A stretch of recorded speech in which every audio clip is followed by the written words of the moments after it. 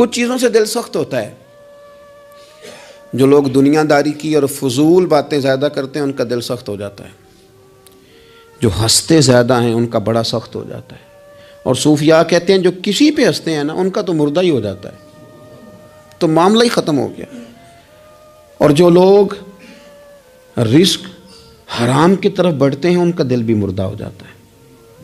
اور اقبال کہتے ہیں جو مشینی زندگی گزارنے لگتے ہیں نا روحانی زندگی سے نکل جاتے ہیں. ہم آج کل مشینی زندگی پہ آ گئے. ہمارے پاس انٹرنیٹ ہے, موبائل ہے, آواز کے فاصلے اتنے کم ہوئے ہیں کہ دلوں کے فاصلے بڑھ گئے ہیں. اقبال کہنے لگے دل کے لیے موت ہے, دل کے لیے موت ہے, دل کے لیے موت ہے یہ مشینوں کی حکومت. احساس مروت کو کچل دیتے ہیں یہ آلات, آلات پہ زندہ ہیں ہم. دل کے لیے موت.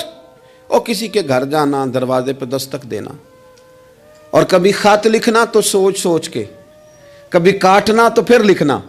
لفظ یہ اس کے شایان شان نہیں, یہ جملہ میں نے بدل دیا ہے. لیکن اب بے باکانہ گفتگو ہے, تو مجھے وائس کر دے میں تجھے وائس کر دوں گا, حال ہی کوئی نہیں. تو کیا کوئی سوچے گا, کیا کوئی لکھے گا, کیا کوئی اس میں خوبصورتی کے رنگ بھرے گا. سخت ہو جاتے ہیں دل جب آپ مشینوں کی زندگی میں زندہ رہتے ہیں. دل نرم کیسے ہوتے ہیں؟ میرے نبی پاک نے فرمایا یتیم کے سر پہ ہاتھ پھیر, رب تیرا دل نرم کرے گا. اگر زنگ لگ جائے دل کو تو اللہ کا ذکر کر, قرآن پاک کی تلاوت کر, اللہ تیرے دل کو نرم کر دے گا. اور پھر فرمایا کہ اگر دل سخت ہو جائے تو موت کو یاد کر, تیرا دل نرم ہو جائے گا.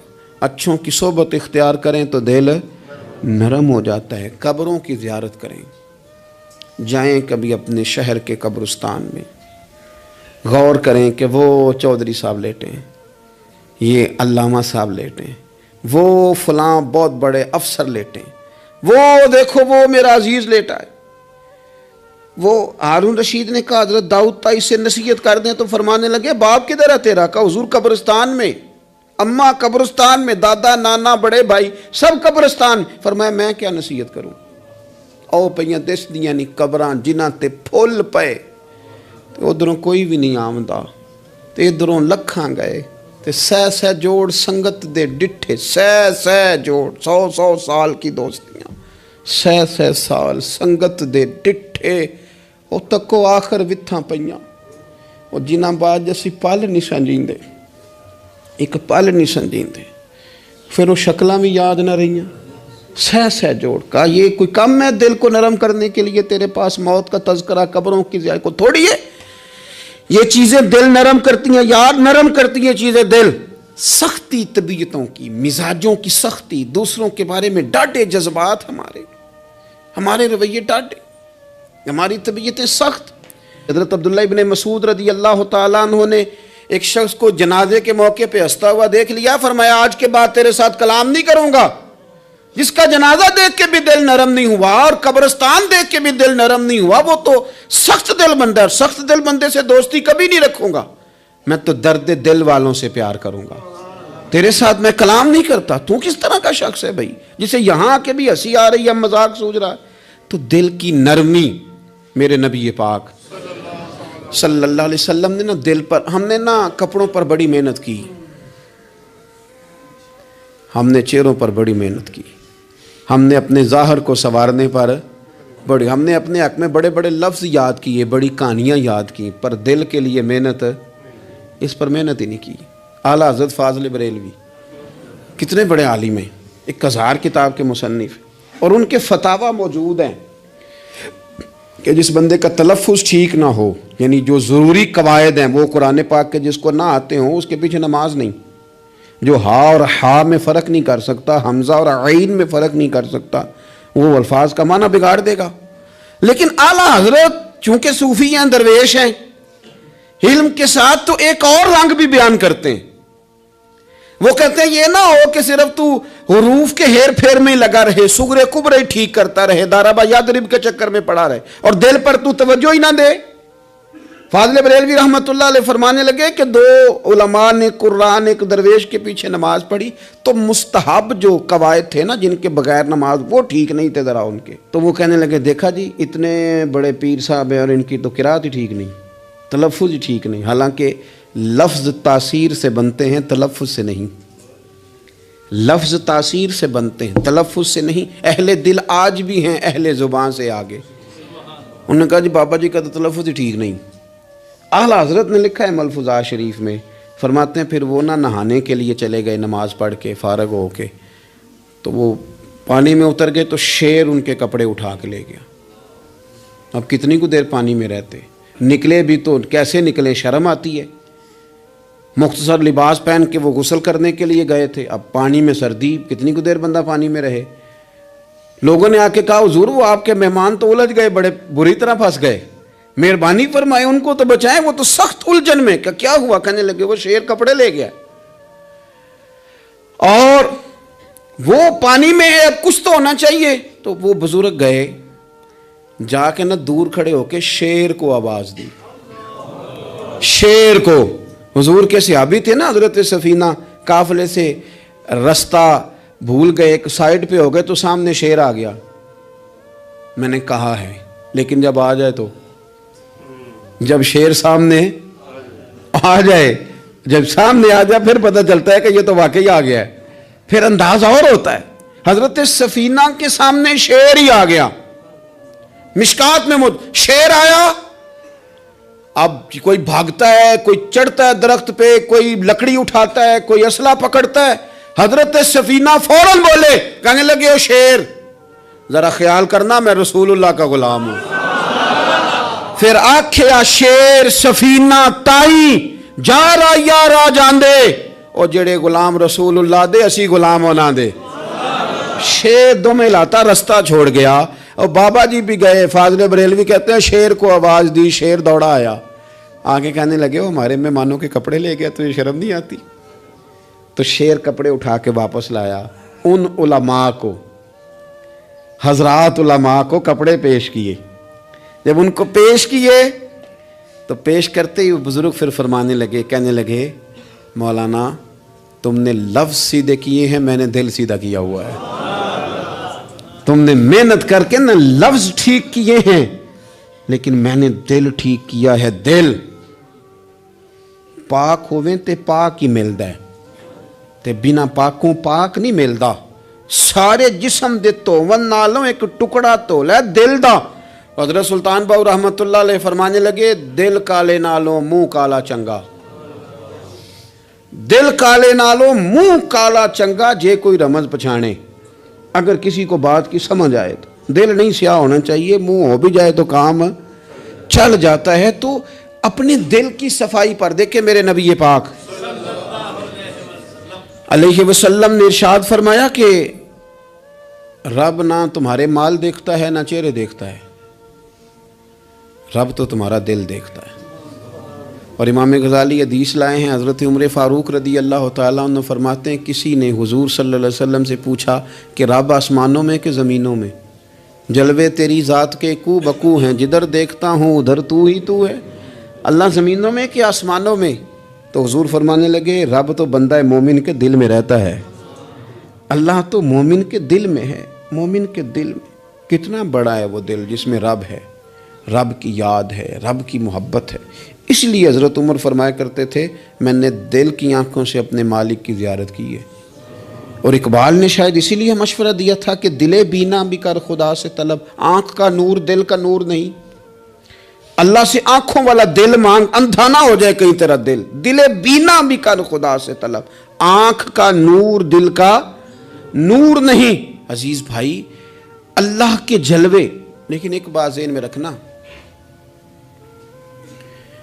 کسی گلاس میں تھوڑی سی غلاظت ہو نا، دودھ تو دور رہا، شہد تو دور رہا، اس میں کوئی پانی بھی نہیں پیتا، تھوڑی سی غلاظت ہو، اور آپ کی آنکھوں کے سامنے وہ غلاظت دھل بھی گئی، صاف بھی ہو گئی، شرعی تقاضے پورے ہو گئے، پھر بھی کچھ لوگ کہتے ہیں میری طبیعت نہیں مانتی، میرا دل نہیں مانتا۔ صحیح کہہ رہا ہوں میں؟ او بھائی اتنی سی غلاظت گلاس میں تھی اور سادہ پانی نلکے کا، تو اس میں پینا پسند نہیں کرتا، اور اگر دل غلاظت سے بھرا ہو تو رب کی محبت وہاں آئے گی، خدا اپنا قرب وہاں رکھے گا۔ کسی سے جلنا، کسی سے حسد کرنا، کسی کے بارے میں عداوت رکھنا، کچی بولیاں بولنا، اور اب تو اتنا عجیب حال ہو گیا، جماعتیں جماعتوں کے بارے میں برا خیال کرتی ہیں۔ خانقاہ اور آستانوں کا یہ حال ہے کہ سبق پڑھایا جاتا ہے دوسرے کے خلاف، بس ہم ٹھیک ہیں. یہ تصوف ہے کہ نرا تو ٹھیک ہے؟ طریقت تو یہ تھی کہ میں ٹھیک نہیں، باقی سارا زمانہ ٹھیک ہے. تو کس چکر میں پڑا ہوا ہے؟ اعلیٰ حضرت فاضل بریلوی رحمۃ اللہ تعالیٰ علیہ کے ایک درویش تھے، تو فاضل بریلوی رحمۃ اللہ علیہ سے کہنے لگے میں نے مرید ہونا ہے. فرمانے لگے پتر جلدی نہ ہو، جا سارا زمانہ دیکھ، اگر کوئی میری طرح کا مل گیا، مجھ سے بہتر مل گیا تو پھر میرے ساتھ وعدہ کر وہیں رہ جانا. ہاں اگر تیرے خیال میں نہ ملا تو پھر آنا. جا گھوم زمانہ دیکھ. یہ کیا بات ہوئی کہ آپ نفی کرنے لگے سارے زمانے کی اور کہیں صرف میں ہی ٹھیک ہوں، فقط میں ہی ٹھیک ہوں؟ یہ طریقت ہے؟ اور تصوف والے تو لوگ یہ کہا کرتے تھے میں تے بندہ ٹھگ جے لوکو، میں تے بندہ چور، اور جس دا خلقت کلمہ پڑھ دی او محمد ہور. وہ لوگ تو نفی کرتے تھے، وہ لوگ تو نفی کرتے تھے اپنی، کہتے تھے میں کوئی شے نہیں، میں تے بندہ ٹھگ جے لوکو، او میں تے بندہ چور. میاں محمد بخش صاحب رحمۃ اللہ علیہ، ایک عالم نگار نے لکھا تھا کہ وہ کچھ لوگ نا سکھ ہندو یہاں رہتے تھے تو ان کا نام محمد تھا چونکہ، تو بات کو شبہ پڑ گیا کہ شاید جن کا لوگ کلمہ پڑھتے ہیں نا مسلمان، معاذ اللہ یہ وہ والے ہیں. تو میاں صاحب اپنے بارے میں کیا کہے، وہ میں تے بندہ ٹھگ جے لوکو، میں تے بندہ چور، جس دا خلقت کلمہ پڑھ دی او محمد ہور. او میں تو ایک ٹھگ ہوں. حضرت میاں شیر محمد صاحب شرک پوری رحمۃ اللہ علیہ سرتاج ہیں اولیاء کے، پیر سید اسماعیل شاہ صاحب بخاری حضرت کرما والا شریف والے. وہ کہتے ہیں میں بیعت ہونے کے لیے جب شرک پور شریف آ رہا تھا تو رستے میں مجھے ایک بزرگ مل گئے، تو مجھے کہنے لگے کدھر جا رہے ہو؟ کون ہو؟ میں نے کہا میں سید ہوں اور میاں صاحب سے بیعت ہونے جا رہا ہوں. تو مجھے کہنے لگے وہ تو دنیا دار ہے، جیبوں میں ہاتھ ڈالتا ہے لوگوں کی، تو سید ہو کے ارائیں کے پیچھے کیا لینے جا رہا ہے؟ جڑا بلے نو سید آکھے دوزخ ملن سزائیں، تو جڑا بلے نو رائیں آکھے او جنت پینگا پائیں، چونکہ رانجا رانجا کر دی نی میں ہوں آپ ہی رانجا ہوئی. رانجا آکھن ساریاں میں نو ہیر نہ آکھے کوئی. وہ تو کدھر جا رہا ہے؟ کہتے میں نے کہا بابا زیادہ باتیں نہ کر، ناراض ہو جاؤں گا. کہتے ہیں بابے نے کئی دفعہ رستے میں مجھے منع کیا نہ جانا نہ جانا، فلانی جگہ چلا جا فلانی جگہ، لیکن میں چلا گیا. میری طلب صادق تھی. جب میں باہر جا کے بیٹھا تو اندر سے بلاوا آیا کہ میاں صاحب نے بولا. اندر گیا تو یہ تو وہی بابا جی ہیں جو مجھے روک رہے تھے. تو میاں جی خود ہیں حضرت میاں صاحب. کہنے لگے بیلیا تینوں بڑا موڑیا پر تو مڑیا ہی نہیں. وہ تو روکتے تھے، اپنی نفی کرتے تھے. دل صاف دوسرے کے بارے میں، نظریہ صاف، کسی کے بارے میں خیر کا جملہ، کسی کی وکالت کرنا، کسی کا عیب چھپانا، کسی کے بارے میں اچھے لفظ بولنا، یہ مومن کی شان ہے. مومن کا دل ایسے سونا. میرے نبی پاک صلی اللہ تعالی علیہ وسلم نے فرمایا یہ میرا زید بن حارثہ ہے، اس کا دل اللہ نے نور ایمان سے بھر دیا ہے. ایمان سے دل بھر دیا رب تعالیٰ نے. ایک دن صبح صبح حضور نے پوچھا، اور داتا صاحب نے اس کو لکھا ہے، نبی پاک نے پوچھا آج تم نے صبح کس طرح کی؟ عرض کی یا رسول اللہ اس حال میں کہ میں پکا مومن ہوں. حضور نے فرمایا تو پکا مومن ہے، کس طرح؟ کہنے لگے یا رسول اللہ میں اس طرح کا مومن ہوں کہ سونا اور مٹی میرے لیے برابر ہے. پیسے آ جائیں تب بھی کوئی ٹینشن نہیں، نہ آئیں. حضرت زید بن حارثہ رضی اللہ تعالیٰ عنہ عرض کرنے لگے حضور سونا اور مٹی برابر ہے، کوئی پرواہ نہیں. تو حضور نے فرمایا تیرے ایمان کی دلیل؟ عرض کرنے لگے یا رسول اللہ میرے ایمان کی شان اور دلیل یہ ہے کہ میں یہاں زمین پہ بیٹھ کے نظر اٹھاؤں تو میری نظر اللہ کے عرش تک جاتی ہے. میں بتا سکتا ہوں کہ جنتی جنت میں جا رہے ہیں اور راضی ہیں، جہنمی جہنم میں جا رہے ہیں اور چیخ رہے ہیں، میں بتا سکتا ہوں. تو حضور نے فرمایا پھر اس کی حفاظت کر، پھر اس جذبے کی حفاظت کر. جب دل صاف ہو، نور ایمان سے بھرا ہوا ہو. علم لدنی کب آتا ہے؟ علم لدنی نیک آدمی کو ملتا ہے جب بندہ متقی پرہیزگار ہو نا، ناجائز نہ کھائے، ناجائز نہ دیکھے، ناجائز نہ بولے، تو پھر اللہ تعالیٰ اسے علم کا نور دیتا ہے. جو لوگ کہانیوں میں الجھ جاتے ہیں نا، زیادہ باتیں کرتے ہیں، زیادہ گھومتے ہیں، زیادہ سازشی عناصر کا شکار ہوتے ہیں، ان کے تو حافظے کمزور ہو جاتے ہیں، یاد ہی نہیں رہتا، باتیں اتنی کرتے ہیں پتہ نہیں سویرے کیا کہا تھا دوپہر کو کیا کہہ رہے ہیں. جب انسان کا دائرہ کار تقوی والا ہو پھر اس پر علم کی روشنی کھلتی ہے، پھر دروازے کرم کے کھلتے ہیں.